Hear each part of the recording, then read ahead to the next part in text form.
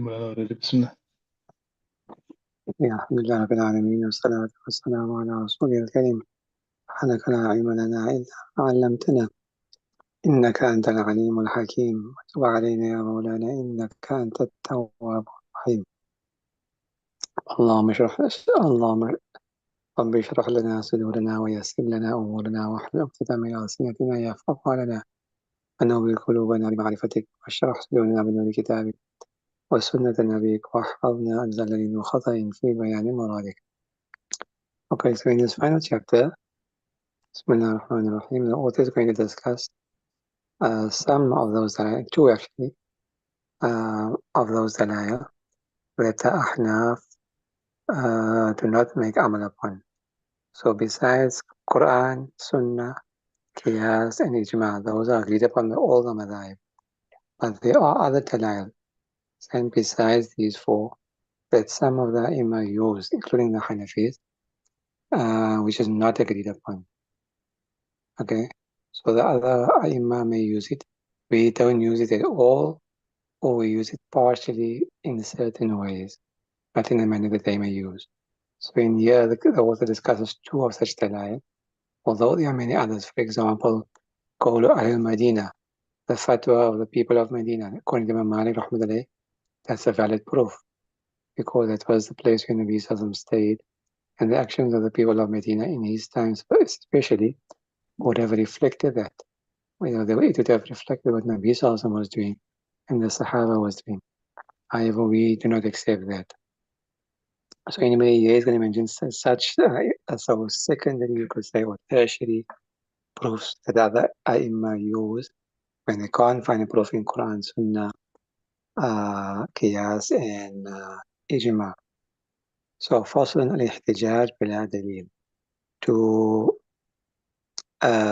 give an opinion or fatwa without any proof, and to make an assumption without any proofs. Anwa is of many types. Minha, from amongst them is al-istidlal bi'adam al-illa, to draw a conclusion when the illa doesn't exist. Ala adam al-hukam, that the hukam doesn't exist. Okay, so what happens is here, that because the illa is not found, so therefore the hukam is not found. Okay, so to say that is ihtijaj bila dalil, is to make an assumption without any valid proof.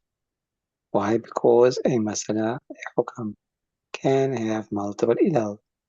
Just because that one specific ilal is not found, doesn't mean that the hukam will not be found. For example, a person has wudu, right? And he farts, for example, breaks wudu. His nose run, breaks wudu. His nose bleeds, breaks wudu. He vomits and mouth, breaks wudu. Goes to urinate, breaks wudu.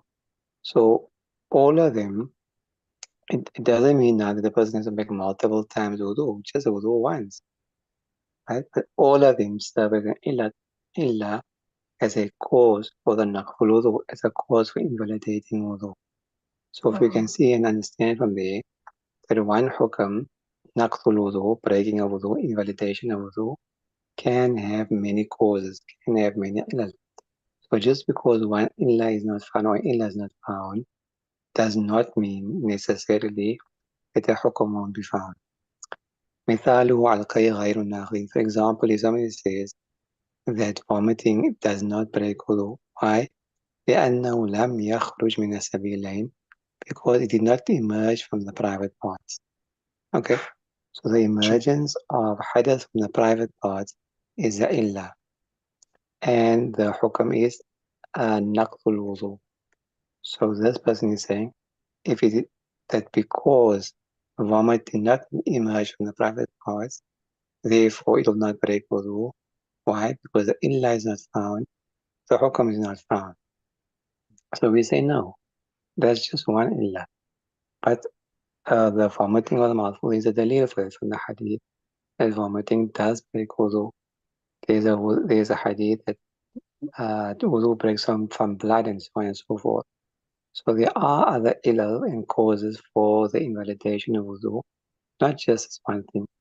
But to say that because it did not emerge from sabilain, therefore the illa is not found, therefore the hukum is not found, is invalid, and this is an assumption without any valid proof. وَالْأَخُ لَا يَعْتِقُ عَلَى الْأَخِ, and the brother will not become free if he is purchased by his brother. Why? لأنه لا ولاد بينهما, because there's no parentage between the two. He did before, if a father buys his son or the son buys his father as a slave, immediately that the father will become, or the mother will become free. Why? Because of Iladat, because they share lineage, they share parentage, sorry. Understood? So somebody can't say, look at that and say, okay, but if a brother buys his brother, then the one didn't give birth to the other. There's no parentage between them, relation of parentage. So therefore, the brother won't become free. We say no. But that is another hadith, another dalil, another illa, and that is man malika dha rahmin mahramin utika alayka, many times before, or come across the last. Whoever becomes the owner of any close relative of his, a mahram of his, automatically becomes free. See? So there's no parentage, yes, but there is lineage, according to this hadith. So therefore, he will be free as well. You can't say because the illa for the father and son doesn't exist here, so therefore a hukam won't exist, which is freedom. وسئل Imam Muhammad rahimahullah أيجب القصاص على شريك الصبي, that will qisas become compulsory upon the accomplice of a child. If a child, somebody became the accomplice of a child in the murder of someone, and him and the child murdered someone, so he replied, La, no. So, why? Because he's the one, the child is marfu. Why? لأن الصبي رفع عنه القلم, because the child is not held responsible for his actions. The pen has been lifted, what? Meaning what? That he doesn't have the capacity to be taken to task for his actions. He's not responsible, he's not liable. Okay? So because he is not liable, so therefore the person who was his accomplice, who assisted him, will also not be held responsible as well, because you can't free one and blame the other. So then the question immediately said, call a style for whatever يجب على شريك الأب. Then it should also be necessitated that it is not compulsory upon the accomplice of a father. If a father was to kill his child, murder his child, then that accomplice also should not be held responsible. Why? لأن الأب لم يرفع عنه قلم. Sorry, should be واجب, should be compulsory, because the father is liable. لم يرفع عنه قلم, the father is liable. So if liability is your illah, understand? That is why you're saying the accomplice of the child is not liable as well. So liability is not found in the case of the father taking assistance to murder his child. So if the illah is not found, therefore, qisas should become compulsory. So this is for salat al-masuk illa. So this is this person trying to claim something on the non-existence of illah. Ala adam al-hukam, and therefore the hukam doesn't exist. But this is not right. Why? هذا بمنزلة ما يقال. This would be like someone saying, لم يمت فلان, that someone didn't die. But he was shot, but he didn't die. Why didn't he die? لأنه لم يسقط من السطح, because he didn't fall from the roof, for example. So what does that mean? Does the person only die if he falls from the roof? That's what's basically claimed. That you can only die if you fall from the roof. Death can't come to you any other way. He was shot, so you couldn't have died. That's my dalil. That's not a dalil, because death can come in many, many ways. There's many ilal, many causes of death. Understood?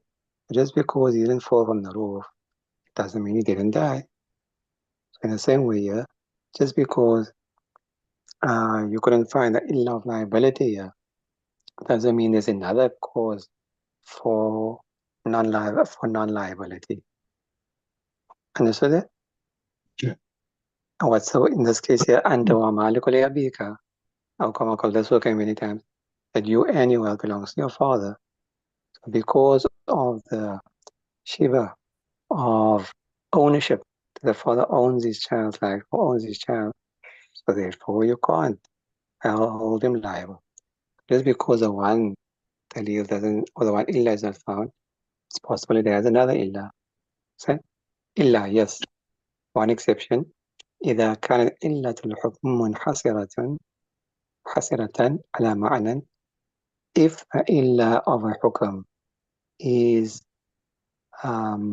specific to one إلا only, to one attribute only, we know for certain there is no other إلا for this particular حكم. This particular حكم only has one specific إلا and nothing more. فيكون ذلك المعنى اللازم للحكم. In that one case, that particular إلا will become compulsory to enact the حكم. Understood that? Yeah. So that's the only time we will accept this argument, where there is no other إلا that exists besides this one. فيستدل بانتفائه على عدم الحكم.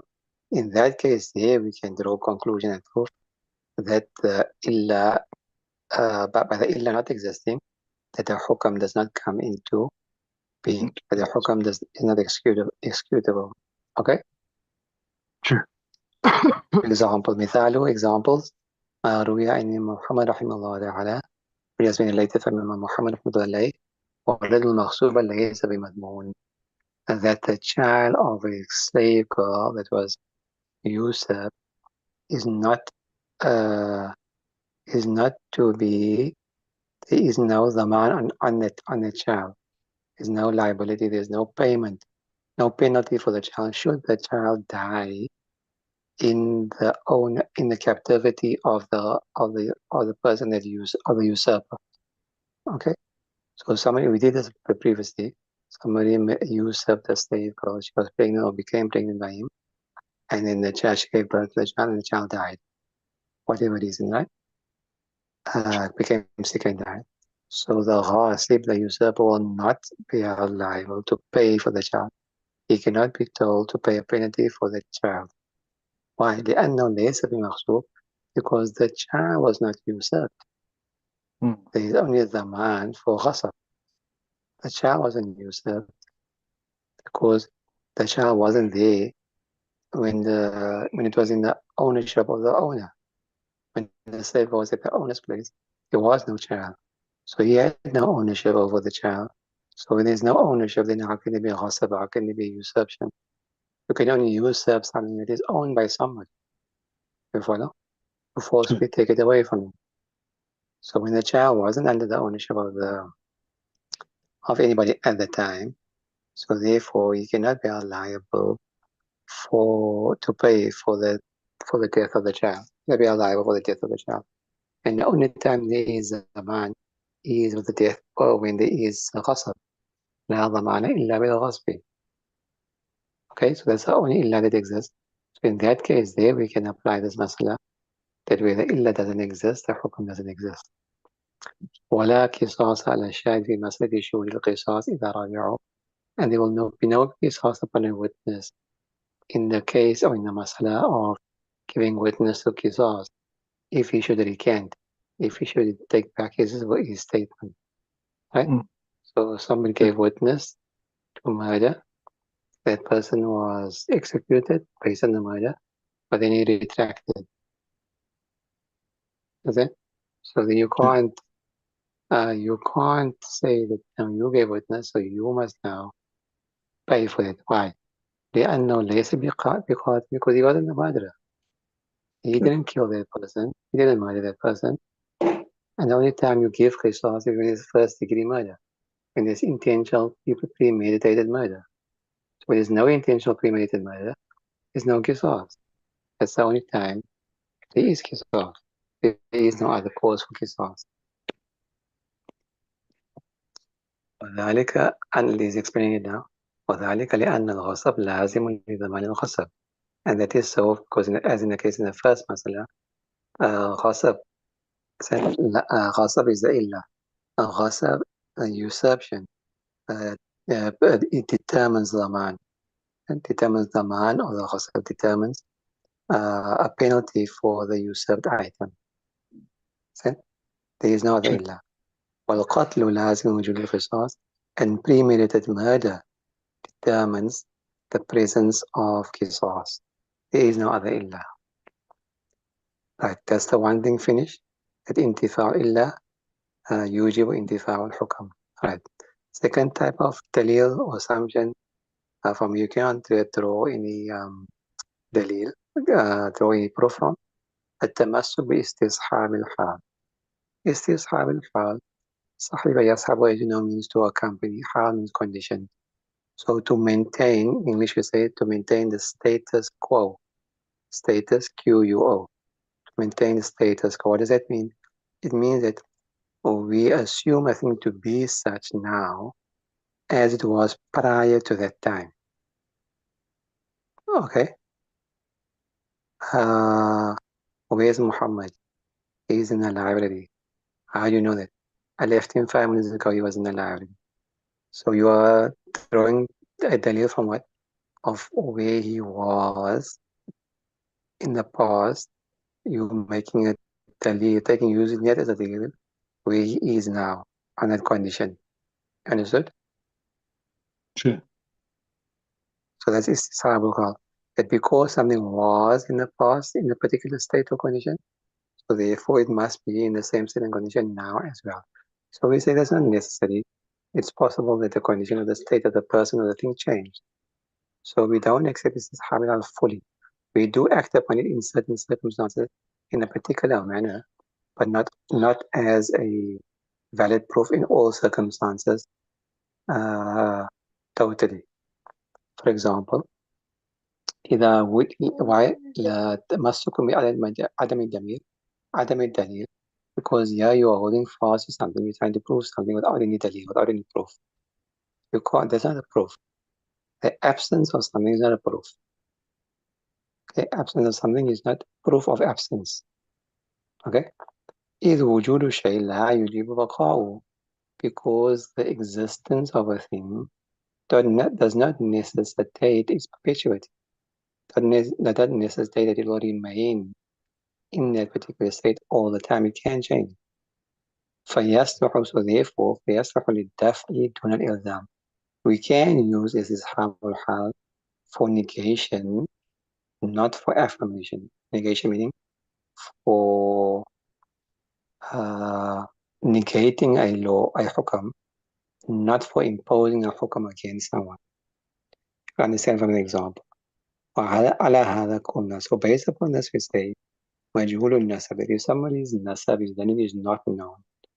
لو ادعى عليه أحد رقا, right? If somebody was to claim that this person is my slave, we don't know he's not rich, and somebody is now claiming this is my slave. So you cannot prove that. We will not take this person's claim at face value without proof. You must provide proof. Why? Because based on the fact that we don't know what his lineage is, therefore we will assume that he's a free person. Why? Because every person is born free. And up to now, for what we know of this person, he was a free. We know nobody knew him to be a slave. Okay? So therefore, because his past, his origin is freedom, so therefore he's a free person now as well. So we can use that to protect and to make dafa, to negate a claim like it's been done in this case, until this person brings proof of what he is saying. You following? Yeah. However, ثم جنى عليه جناية. This person who's making the claim committed some crime against him. لا يجب عليه أجر الحر. So we will say it's not compulsory upon the criminal to pay the diyat of a free person. Arsh is diya. But arsh is normally used for bodily harm. We use diya for murder, generally, and we use the word arsh for bodily harm. Person cut his arm, his hand, or broke his finger, whatever the case may be. Okay? Let's say cut his hand off. So now what must he pay? Must he pay the full diya of a free person, which is 50 camels, half of the life, or must he pay the diya of a slave, which is 25 camels?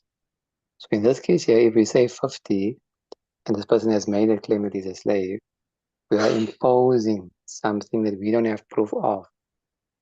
we don't have proof that he is a free person. We could say he's not a slave, yes, but we don't have proof that he's a free person based on istishab al-hal. Okay? Using istishab al-hal, we can say he's not a slave until you bring proof. But you can't make affirmation, ilzam. You cannot confirm that he's not a slave without proof. Understood? True. So therefore, this person will not have to pay the penalty of harming a free person. Why? لأن إيجاب عرش الحور إلزام. Because imposing the penalty of a free person will be ilzam, will be affirming a hukam, confirming a hukam. فلا يثبت بلا دليل. You cannot do so. You cannot establish a hukam if you don't have any proof. وعلى هذا قلنا, so based upon this we say, إذا زال الدم على العشرة في الحيض وللمرأة عادة معروفة ردت إلى أيام عادتها والزائد استحاضة. If a woman has an established habit for her haid, right, and it should go up 1 month, it happens that the discharge goes more than 10 days. Okay, then we will, so for example, let's say she discharged for, let's say 13 days, for example, right? So now definitely, and then our normal habit is 7 days. Okay, so definitely 7 days was haid, and definitely days 11, 12, and 13 is istihada. Because according to the Hanafi madhab, 10 days is the maximum. So anything beyond that is definitely istihada. So the question arises, at day 8, 9, and 10, what is that? Is that hayd or is that istihada?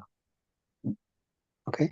So based upon her previous experience all the years, she only had every time 7 days. Based upon her previous experience, it could be hayd. And for that, we've got dalil. What is the dalil? That previously it was so. So most likely it is so now also. Okay? But is it istihada? There's no dalil. Because now istihada to impose or to affirm that those 3 days are istihada. But we can say it's not, if we can say it's not hayd, then we can negate it because of istishab al-hal. Understood? True. لأن الزائد على العادة اتصل بدم الحيض. Because whatever was extra above her habit, it can be joined to it is joined to the discharge of hayd, the 7 days before. وبدم الاستحاضة, and at the same time is joined to istihada, which is the days after. فاحتمل الأمرين. So both are possible.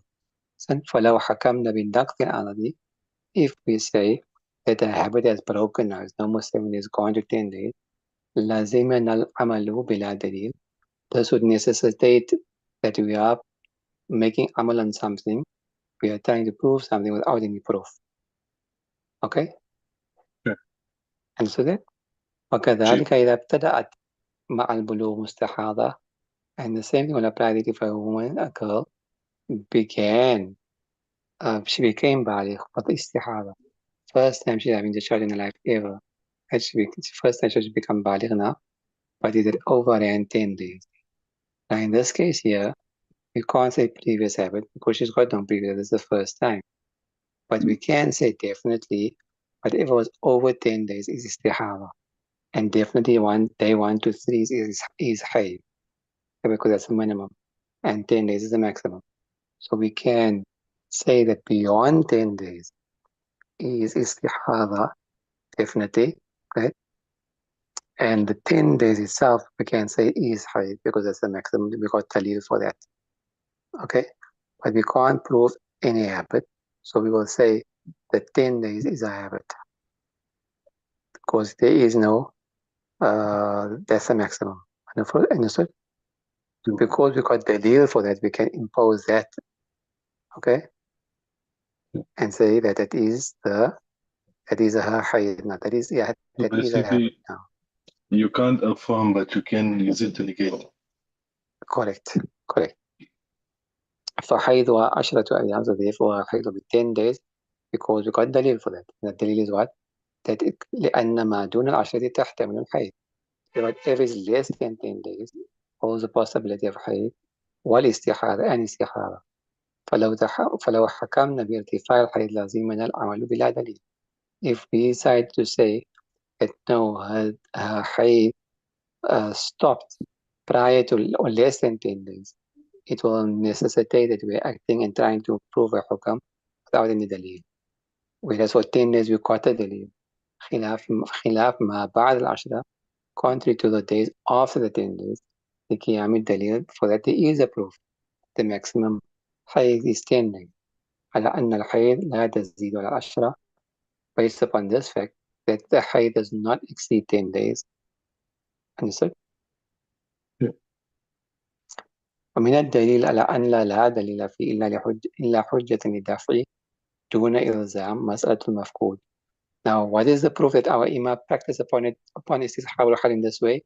من الدليل means to prove this, that there is no proof in istishaab al-hal except to use it as a dalil for negation, not for affirmation, is the masala of the mafqud, of the person who's gone missing, a missing person. This masala proves that, remember our masail, our usul, is extracted from the masail of our imam because they never left any usul writing. So we prove all our usul from their masail. We derived our usul from their masail. Understood? Like I said, we can discuss it when you do if we get a chance to do the history of the Hanafi. So we derive our usul from the masail of our imams. We got no separate usul kitab where they wrote a kitab like Imam Shafi'i did, that this is the usul and that is the usul and so on and so forth. So from the masala of a missing person, we are able to derive this fact and this asal, this principle. And this is how the hal can be used for negation, not for affirmation. What is the masala of the nord? Originally in the Hanafi madhab, if a person goes missing, his wife cannot get married until that missing husband, reaches the age of 90 years old. However, recently the ulama have changed that, and we make the fatwas now upon Imam Malik's because it's much easier. We've taken Imam Malik's madhab. Imam Malik says 4 years. If he goes missing for 4 years and you don't know his whereabouts, the qadi will petition and say that she's now she is separated and she can get married to we will assume he's dead, and she can get married to somebody else. Okay? Understood? Sure. Why? فإنه لا يستحق غير ميراثه, because nobody is entitled to his mirath. And then the heirs can't come forward and say, and it's gone for so many years, let's divide his estate. No. Because in that case here, you are trying to affirm his death, and they therefore affirm that somebody else has a right to his estate, and you can't do that. This is Hawal Hal. Because of this is Hawal Hal. That when he missing was alive, so most likely he's alive. ولو مات من أقاربه حال فقده لا يرثه هو منه. And similarly, if any of his close relatives was to die while he's still missing, you will not inherit from them either.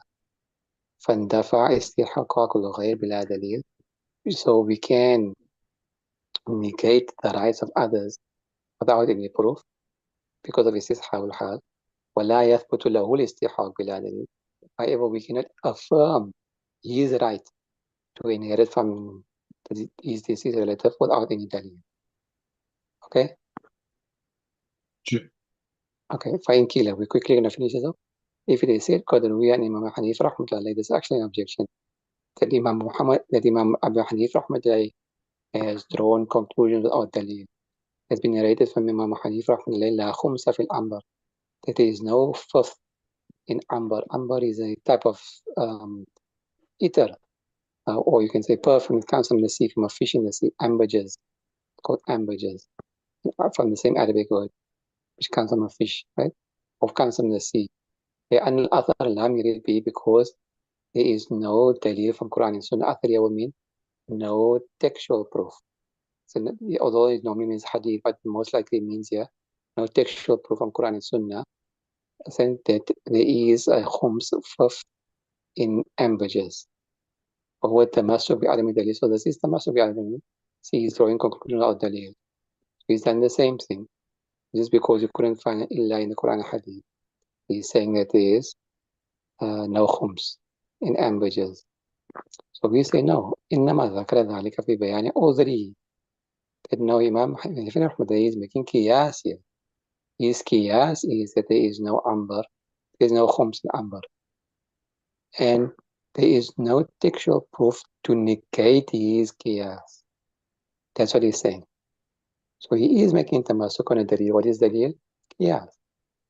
And he's saying that there is nothing to negate his qiyas from the Quran and Sunnah. So therefore his qiyas is valid. Understood? Sure. Yeah, and so he's mentioning that in order to explain the reason why he is not of the opinion that there is khums in ambar. ولهذا روي, for this reason it is narrated أن محمد سأله عن الخمس في الأنبار. Imam Muhammad asked him with regards to the khums in the ambushes. فقال ما بال عمر لا خمس فيه. What is the matter? What's the story with Ammar? How come there is no khums in? Asking his ustad. قال Imam Hanif replied, لأنه كالسمك. Because it's like a fish. It comes from the sea, so it's like a fish. So therefore there's no khums in fish, so there's no khums in Ammar, because it comes from the same source. فقال ما بال السمك لا خمس فيه. Okay, so what's the story with the fish? Why is there no khums for fish? قال لأنه كالماء. Because it is in the same hukum as water. ولا خمس فيه, and there's no hukum on water. No khums on water. So therefore there's no khums on the fish, and therefore there's no khums on the embryos, which also come from the water. Understood? So he was making qiyas, and he was saying that there is nothing from the Quran and Hadith to negate these qiyas. Okay? Yeah. والله أعلم بالصواب. الحمد لله ثم الحمد لله. الحمد لله الذي هدانا لهذا وما كنا لنهتدي لولا أن هدانا الله. الحمد لله بنعمته تتم الصالحات. تقبل الله منا ومنكم. You can make dua inshallah tonight. Inshallah I will also make dua. جزاكم الله خيرا for all your hard efforts and your time, inshallah, and maaf for all the taklif. We also for maaf for all the mistakes and all our deficiencies and shortcomings, inshallah. Any questions, anything you didn't understand? But I will go through it again, inshallah. I say not at the moment, inshallah. But Okay, I'll inshallah. go through it, inshallah, if I do get stuck somewhere else again, inshallah. Inshallah, jazakallah, okay. Inshallah. Jazakallah Okay, let me know if you're doing anything. You can let me know if you're doing anything next time, starting a new kitab or anything. If we can be of further service, then mostly we're very ready to do that, inshallah. Jazakallah khair. Remember in your du'as also, inshallah. Jazakallah khair. Assalamu alaikum wa rahmatullahi wa barakatuh. Moulana, is that the book finished now? See, that's the kitab finished, yeah. Will you be doing this kitab again? I don't know. It's up to Mufti Sahab. Okay. Can you just let me know, inshallah, but I'm ready. I'm ready for any khidmat, inshallah. Yeah. If there's any questions for anything about the kitab, you can let us know, not a problem. I don't mind going back over anything that we already completed. Jazakallah khair. Assalamu alaikum. Walaikum salam.